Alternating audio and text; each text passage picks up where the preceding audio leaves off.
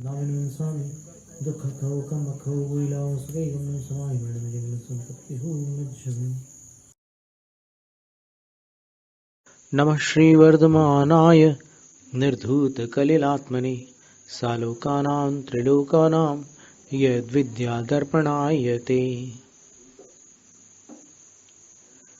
अधुना रात्रिभुक्तिविरतिगुणं श्रावकस्य व्याचक्षाणः प्राह। अब रात्रि भुक्ति विरति नाम का जो गुण है श्रावक का, अर्थात जो श्रावक का छठा स्थान है, उसका व्याख्यान करने के इच्छुक आचार्य कहते हैं, अन्नम पानम खाद्यम लैह्यन्नाश्नाति यो विभावर्याम सच रात्रि भुक्ति विरतः सत्वेष्वनुकंपमान मनाः।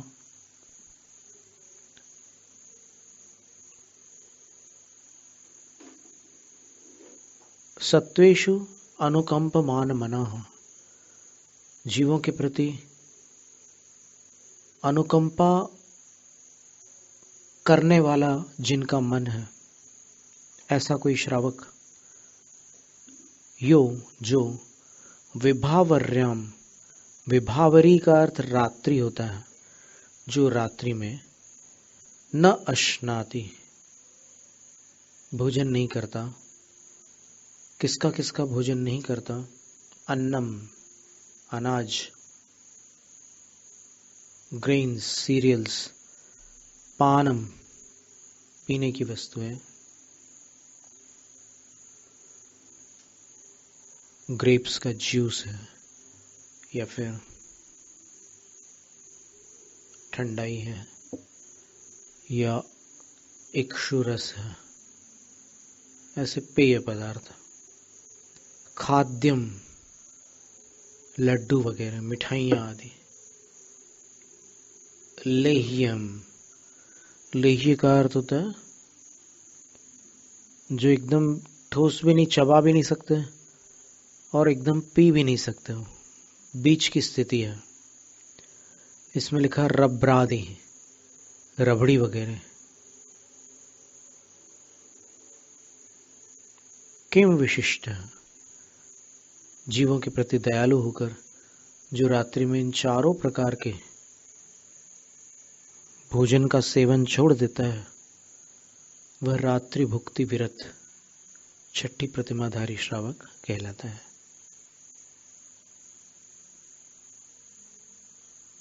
पूर्व अवस्था में किन्हीं श्रावकाचारों में ऐसा उल्लेख है कि औषध,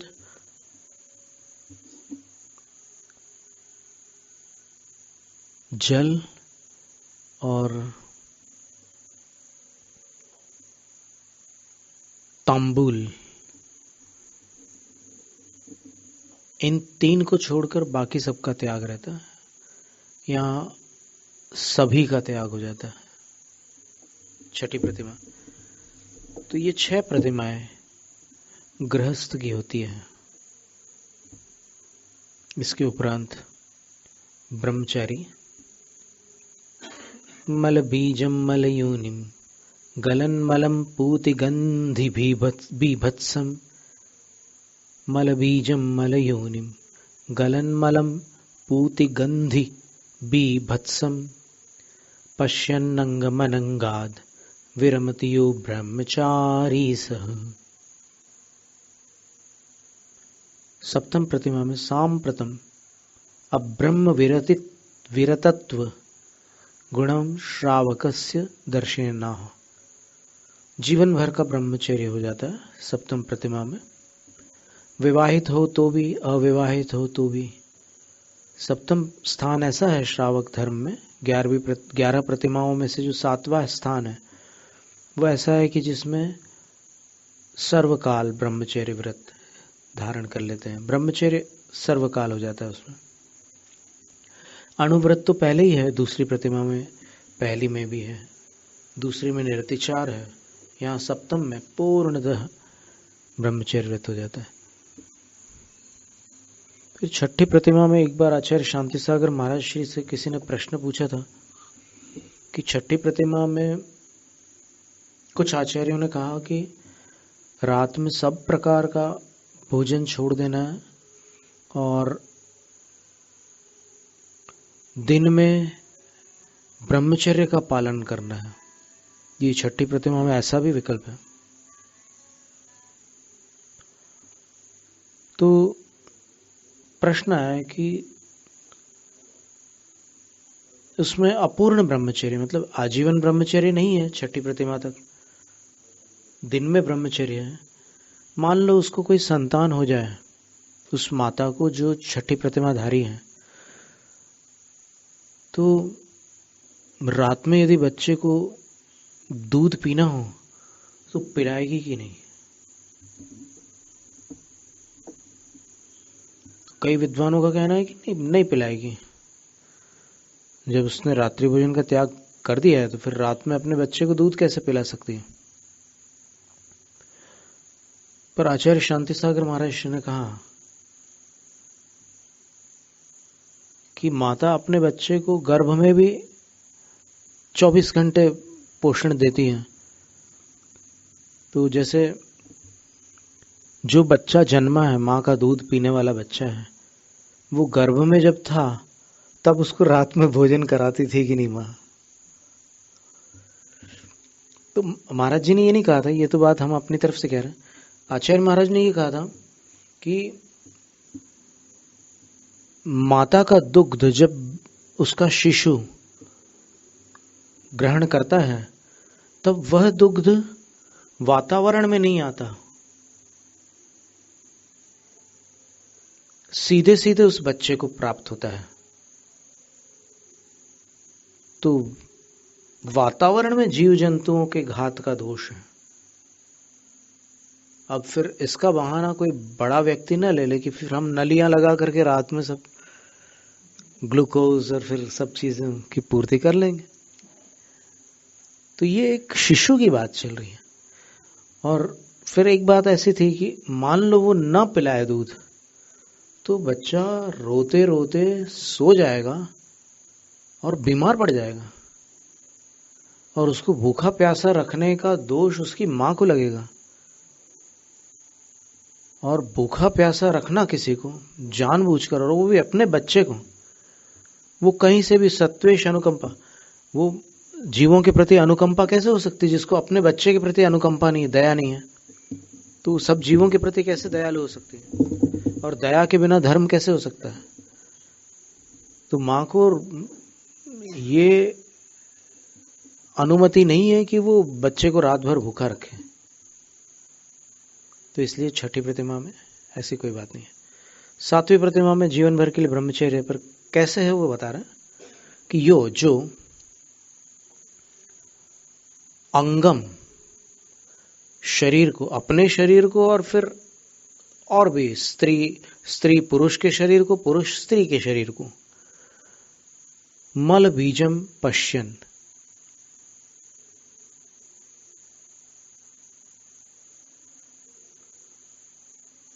उसका कारण जो है, अपने शरीर का कारण, वो माता पिता से उत्पन्न होने वाले कुछ स्राव के माध्यम से शरीर का निर्माण हुआ है। तो वो एक प्रकार से मल रूप है। यदि संतान न हो तो फिर वो तो वैसे ही वेस्ट होता है।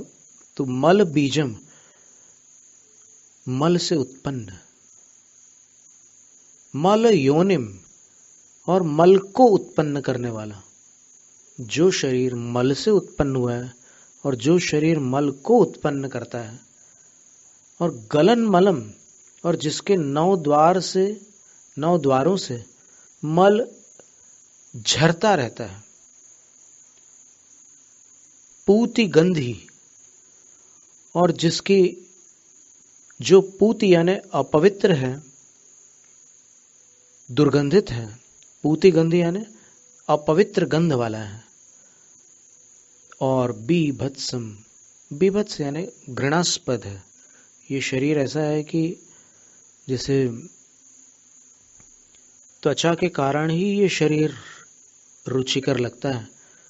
त्वचा के बिना इस शरीर की कोई शोभा नहीं है। कैसा भी सुंदर शरीर होकर त्वचा ना हो तो फिर उस शरीर में कुछ देखने लायक नहीं है। इस पर मक्खियां और कौवे मंडराने लग जाएंगे अगर त्वचा अलग हो जाए तो। ऐसी हालत है इस शरीर की। तो शरीर को अंगम पश्यन, शरीर को इन 5 विशेषणों से युक्त देखता हुआ, यो अनंगात विरमति, जो काम से विराम ले लेता है, सह ब्रह्मचारी, वह ब्रह्मचारी होता है। और ये ब्रह्मचारी शब्द जो है यहाँ पर 7वीं प्रतिमा का वाचक है, वह सप्तम प्रतिमाधारी होता है, जो इन 5 विशेषणों से युक्त शरीर को मानता हुआ, देखता हुआ, उस अनंग अर्थात काम से विराम ले लेता है, वह ब्रह्मचारी होता है। फिर कभी कैसा भी आकर्षण आ जाए, वो अपने विराम को बनाए रखता है, अर्थात आकर्षित नहीं होता।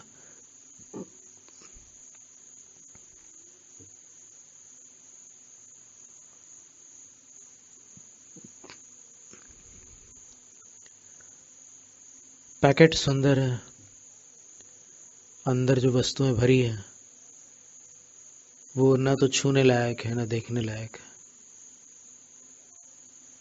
ये शरीर ऐसा पैकेज है कि सिर्फ स्किन, जिसकी ब्यूटी है वो मात्र स्किन डीप है, उसके बाद कुछ नहीं है। अगर एक एक सतह देखें, अपन स्किन के लेयर्स देखें, एपिडर्मिस वगैरह सब लेयर्स आ जाते हैं इसमें। फिर इसमें फेशिया होते हैं, फैट होता है, और मसल्स होते हैं, फिर नर्व्स होती हैं, बोन्स होते हैं, मैरो होता है, और फिर आर्टरीज, वेन्स, ब्लड, यही सब भरा रहता है इसमें। तो जिनको देख करके भी अंतराय हो जाए, ऐसी चीज़ें इसमें रहती है। गृहस्थ के लिए बताया कि अगर 4 अंगुल ब्लड दिख जाए, इतने डिस्टेंस तक अगर ब्लड फ्लो दिख जाए, तो फिर भोजन छोड़ देना होता है।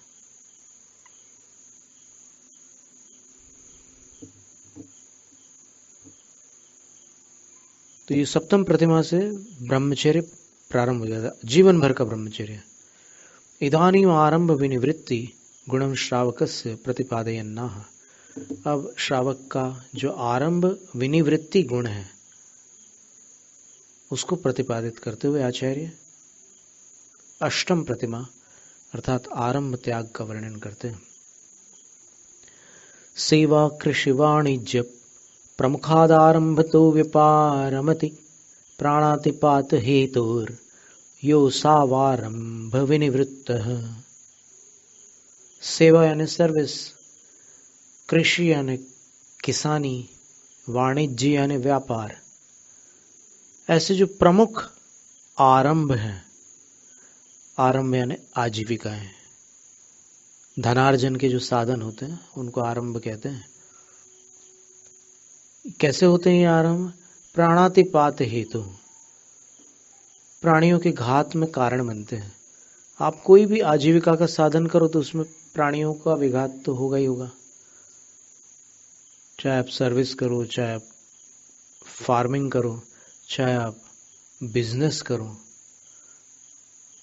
सभी प्रकार की आजीविकाओं में जीवों का घात होता है। तो यह जो श्रावक व्यापारमति इन सब प्रकार की आजीविकाओं से विराम ले लेता है, यानी कमाई का त्याग कर देता है। आरंभ त्याग का अर्थ होता है कमाई का, आमदनी का त्याग कर देता है, और पहले से जो रखा है अभी उसका त्याग नहीं किया, अभी आमदनी का त्याग कर दिया। असौ आरंभ विनिवृत्त, वह आरंभ विनिवृत्त अर्थात अष्टम प्रतिमाधारी आरंभ त्यागी होता है।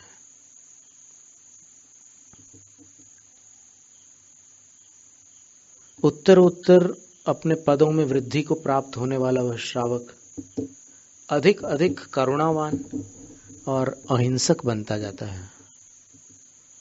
करुणा और अहिंसा में अंतर है।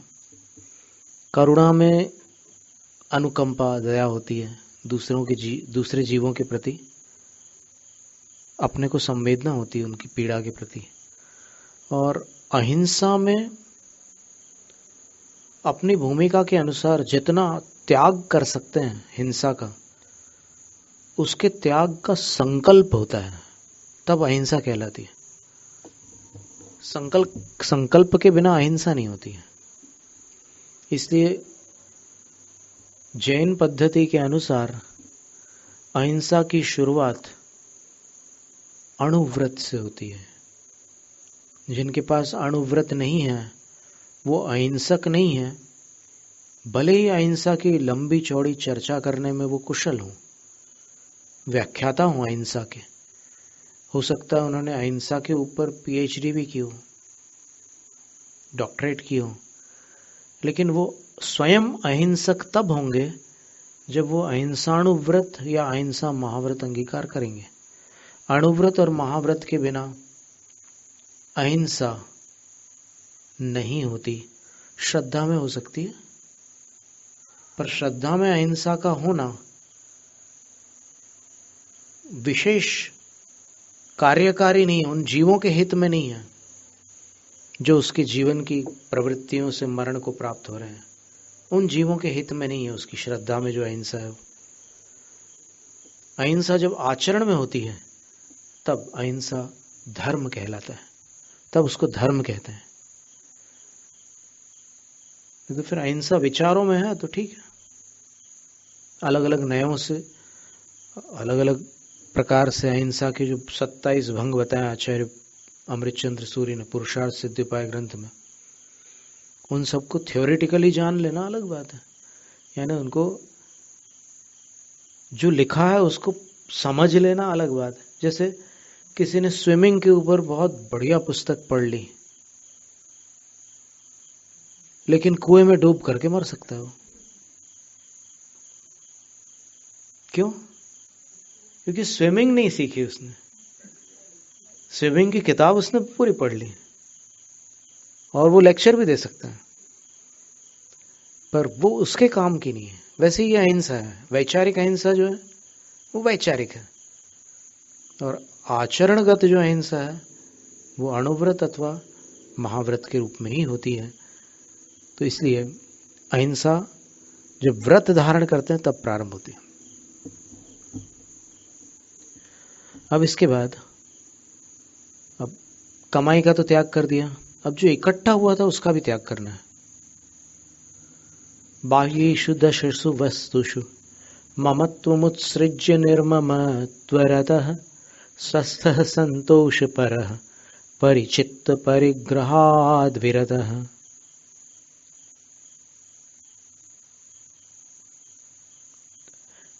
बाह्येषु दशसु वस्तुषु, बाहर की जो 10 वस्तुएं हैं, कौन सी 10 वस्तुएं हैं परिग्रह के अंतर्गत?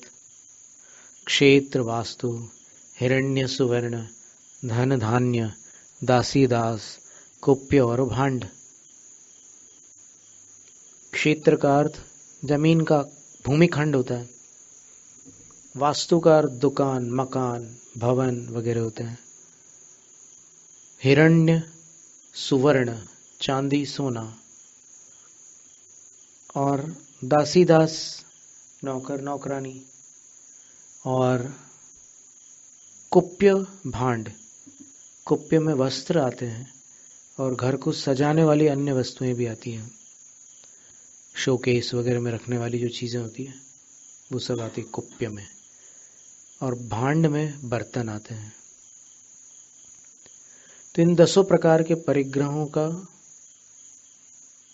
त्याग करना होगा अब नवम प्रतिमा में। 10 प्रकार के परिग्रहों, ममत्व मुत्सृज्य, उनके प्रति ममत्व यानी अपनेपन का त्याग कर दिया और उसको छोड़कर निर्ममत्व रहता है, मेरा कुछ नहीं, इस तरह उसमें तत्पर हो गया। स्वस्थ, और इतना छोड़ने के बाद एकदम स्वस्थ रहता है। ऐसा नहीं कि सब छूट गया अब खाली खाली हो गया, पूरी दुनिया उजड़ गई, ऐसा नहीं है। उदास नहीं रहते, अफसोस नहीं करते, स्वस्थ और संतोष पर, अभी जो कुछ मिल रहा है उसमें संतुष्ट है। तो उनको परिचित्त परिग्रहाद विरत, माने जो चित्त से संबंधित परिग्रह था उससे विरत कहा जाता है। माने नवम प्रतिमा का अर्थ परिग्रह का त्याग है।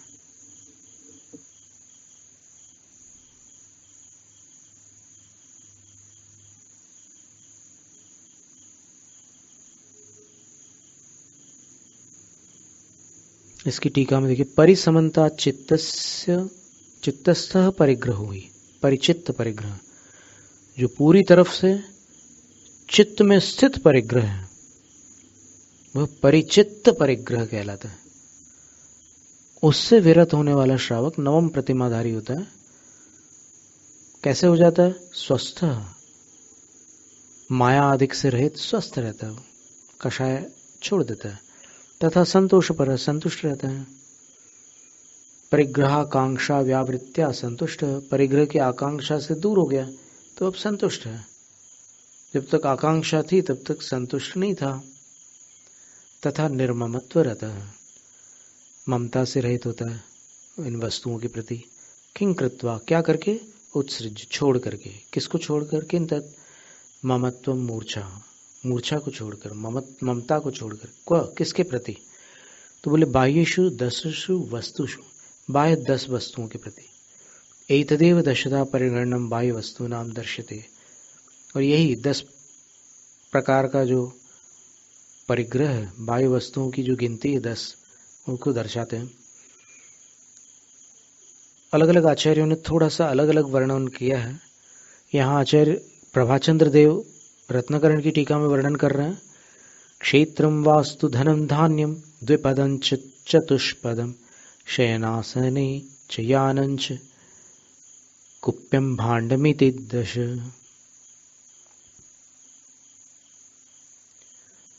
क्षेत्र वास्तु बताई दिया अभी।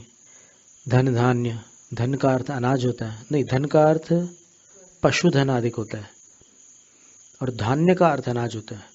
फिर द्विपद, द्विपद यानी 2 पैर वाले नौकर चाकर होते हैं, और चतुष्पद यानी जानवर होते हैं 4 पैर वाले। शयनासन, शयन का अर्थ होता है पलंग, और आसन का अर्थ कुर्सी वगैरह। अच्छा, यानम, यानम का अर्थ होता है गाड़ियां, यहाँ से वहां जाने का जो साधन होता है उसको यान होता है, स्कूटी वगैरह। और 4 व्हीलर्स भी होते हैं। सवेरे प्रोफेसर साहब आते हैं, यान कहलाता है। फिर वाहन वो कहते हैं कि जिसमें वजन ले जाते हैं उसको वाहन, जिसमें वहन किया जाए उसको वाहन कहते हैं। आजकल तो सब लोग व्हीकल वाहन वाहन ही बोलते हैं, मारुति के वाहन बोलते हैं, इवन और साइकिल को भी कुछ लोग वाहन बोल देते हैं। और वो जो मोपेड होती है ना, लूना वगैरह, अभी आजकल तो और भी बहुत प्रकार की आती हैं। उसमें पेडल भी मार सकते हैं और फिर वैसे मोटर से भी चलती है, उसको भी वाहन बोलते हैं। असली में वो यान है। यान का अर्थ होता है गमन का साधन।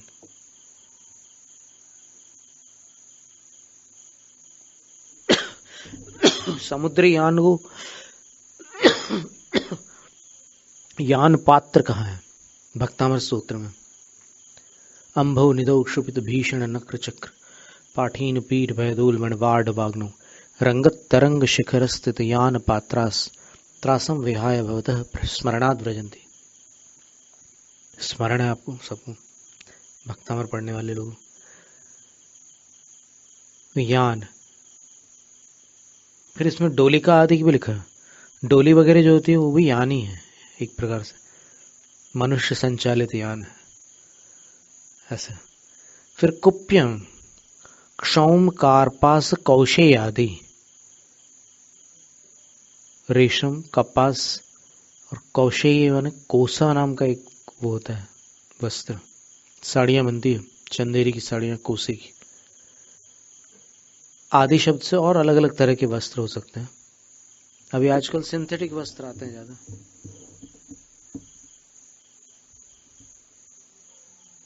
सिंथेटिक का अर्थ केमिकल्स से बने हुए कृत्रिम वस्त्र,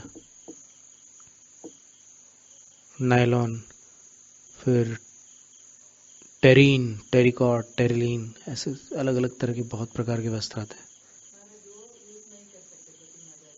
कौन? नहीं, ये क्या है कि प्रतिमाधारी क्या यूज नहीं कर सकते? जो उनकी प्रतिमा में, उनके व्रतों में, उनके अहिंसा में बाधक हो उसको यूज नहीं कर सकते। बाकी सिंथेटिक जो है वो तो केमिकल्स से बनने वाली वस्तु है, तो अगर उसमें जानवरों का घात न हुआ हो तो वैसे आपत्तिजनक तो नहीं है। और अगर कॉटन वगैरह में भी जो उसको टैलो करते हैं, तो टैलो करने से उसको जानवरों का वो लगाना पड़ता है, चर्बी का अंश। एनिमल फैट को यूज़ करते हैं, फिश की चर्बी का यूज़ करते हैं, बहुत मैक्सिमम कपड़ों में फिश की चर्बी को यूज़ करते हैं। तो उन कपड़ों को पहनना उचित नहीं है। आप जहाँ तक बने पता कर सकते हैं, नेट से पता सब कुछ मालूम पड़ जाता है। हुँ? हुँ? खादी ठीक है, खादी ठीक है, हैंडलूम। कॉटन भी ज़रूरी नहीं है, सब के सब कॉटन वस्त्र जो होते हैं वो ऐसे शुद्ध नहीं होते हैं। कई ऐसे कॉटन होते हैं जिसमें वो लगाया जाता है। एक बार ऐसा हुआ था, साबुन की फैक्ट्री में भी ऐसे ही होता है और फिर कपड़ों में भी ऐसे ही होता है, कपड़ों की मिल में। वहाँ आप जाओगे अंदर तो फिर आपको दुर्गंध आएगी। साबुन की फैक्ट्री में भी भयंकर दुर्गंध आएगी और फिर कपड़ों की में भी। तो क्या हुआ, एक बार पंडित जगन मोहन लाल जी किसी उससे चले गए, पंडित राजमल पवैया जी चले गए।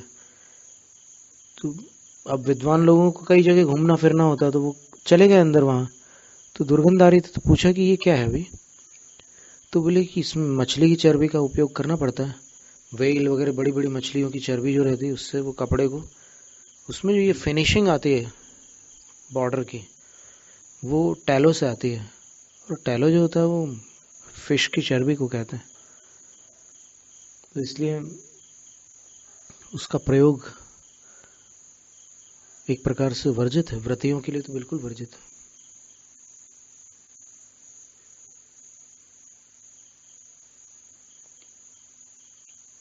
फिर भांडम, बर्तन, श्रीखंड, मंजिष्ठ आदि, कांस्य, ताम्र आदि,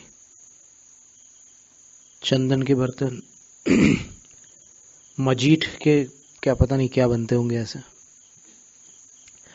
कांसे के बर्तन, ताम्र के बर्तन, रजत स्वर्ण आदि के बर्तन। अब वो जो विशाल परिग्रह उसके पास था, भंडार था, उसको छोड़ देता है। अब जो भोजन का बर्तन है उतना ठीक है, बाकी सब बर्तन जो थे वो छोड़ दे। भोजन का बर्तन तो क्षुल्लक महाराज तक रख सकते हैं।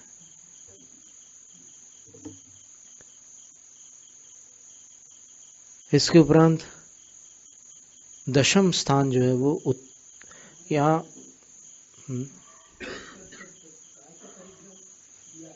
हाँ जी,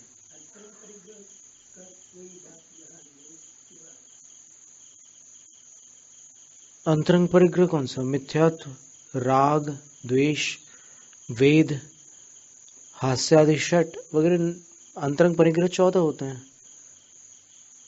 तो 14 में से मिथ्यात्व और फिर अनंतानुबंधी और अप्रत्याख्यान कषाय तो छूटेगी, तभी तो ये गुणस्थान बनेगा अणुव्रतों के साथ, पंचम गुणस्थान। तो वो अपनी भूमिका के अनुसार वो छूटता है। और चरणानुयोग ग्रंथ में जो साधन होते हैं उनको छोड़ने का उपदेश विशेष होता है कि जिनको छोड़ने से आपकी विशुद्धि बढ़ेगी और जिनको ग्रहण करने से आपकी विशुद्धि बढ़ेगी, उसका त्याग और ग्रहण उसका बताते हैं। तो अब दशम प्रतिमा में सलाह देने का, कंसल्टेंसी का त्याग हो जाता है सांसारिक कार्यों में। सांप्रत मनुमति विरति गुण श्रावक से प्ररूपय नाह। अब अनुमति विरति नाम का जो श्रावक का गुण है उसका प्ररूपण करते हुए आचार्य कहते हैं, अनुमतिरारंभे वा परिग्रहे वैहिकेषु कर्मसु वा नास्ति खलु यस्य समधि रनुमति विरतः समन्तव्यः। अनुमति ही यस्य नास्ति, जो अनुमति नहीं देता, अनुमोदन नहीं करता, सलाह नहीं देता, किसके प्रति? आरंभे, आजीविका के बारे में कोई सलाह नहीं देंगे वो। उनके घर में बाल बच्चे होंगे, बेटे होंगे बड़े, काम धंधा संभालने वाले, वो अगर पूछेंगे कि ऐसी ऐसी स्थिति बन रही है, आप तो अनुभवी है, कुछ हमें सलाह दे दीजिए, तो वो कहेंगे कि इसकी सलाह का मैंने अब त्याग कर दिया है। कोई धर्म कार्य विषय में सलाह मांगो तो फिर मैं दे सकता हूँ, आरंभ की सलाह नहीं देता। परिग्रह के बारे में मैं सलाह नहीं दे सकता कि बैंक बैलेंस और फिर इनकम और जो प्रॉफिट वगैरह जो है उसके बारे में मैं सलाह नहीं दे सकता। कहाँ कितना इंटरेस्ट मिलता है, वहाँ डिपॉजिट करो और ये सारे सलाह में, परिग्रह के बारे में मेरी कोई सलाह नहीं हो सकती। ऐहिकेषु कर्मसु वा, और लौकिक कार्य जो होते हैं शादी ब्याह वगैरह के, उनके विषय में भी वो कोई सलाह नहीं देते। अब जिसको जो करना हो कर लो अपने विवेक से। मेरा त्याग हो चुका है, सलाह में अब सांसारिक कार्यों में मेरा कोई इसमें परामर्श नहीं रहेगा।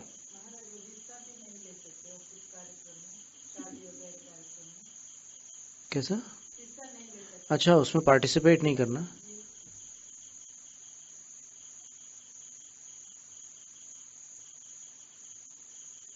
अब पार्टिसिपेट क्यों करेंगे वो?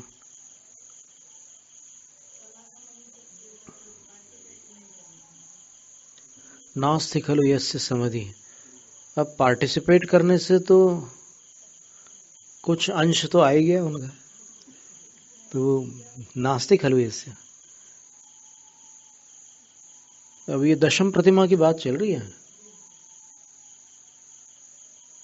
दशम प्रतिमा में बड़ी ऊंची अवस्था हो जाती है श्रावक की। तो विवाहादिषु ऐहिकेषु कर्मसु, टीका में लिखा है कि विवाह आदि जो लौकिक कार्य हैं उसमें उनकी कोई सलाह नहीं रहती। अब कोई विवाहित जोड़ा अगर उनसे आशीर्वाद लेने आता है तो बड़े बुजुर्ग होने के नाते आशीर्वाद देने में आपत्ति नहीं है। तो शादी करके साधुओं के पास भी लोग आते हैं ऐसे हाथ जोड़ के, पूरे वीडियो शूटिंग के साथ तो आशीर्वाद तो दे ही देते, उस पर क्या है। नमस्कार का आशीर्वाद देते हैं। तुम आगे क्या क्या करोगे दुनियादारी में, वो उसके लिए उनका कोई वो नहीं रहता, वहाँ कल्याण हो तुम्हारा, बस ठीक है। स अनुमति विरत मंतव्य है, उसको अनुमति विरत जानना है। और ये समधि, समता बुद्धि रखता है, समता बुद्धि रखता है, ये नियम है उसका। तो ये दशम प्रतिमा होगी। अब अंतिम प्रतिमा जो है उसको अगर आप चाहें तो हम और अच्छे विस्तार के साथ बता सकते हैं। क्षुल्लक अवस्था का जिसमें वर्णन है, क्षुल्लिका, क्षुल्लक और ऐलक, ये सब 11वीं प्रतिमा में आते हैं। तो उसका जो वर्णन है उसको अपन विस्तृत भी कर सकते हैं और शॉर्ट भी कर सकते हैं, जैसा आपकी रुचि होगी इसके अनुसार अपन आगे देख लेंगे। आज इतना ही रखते हैं। जैनम जयतु शासनम।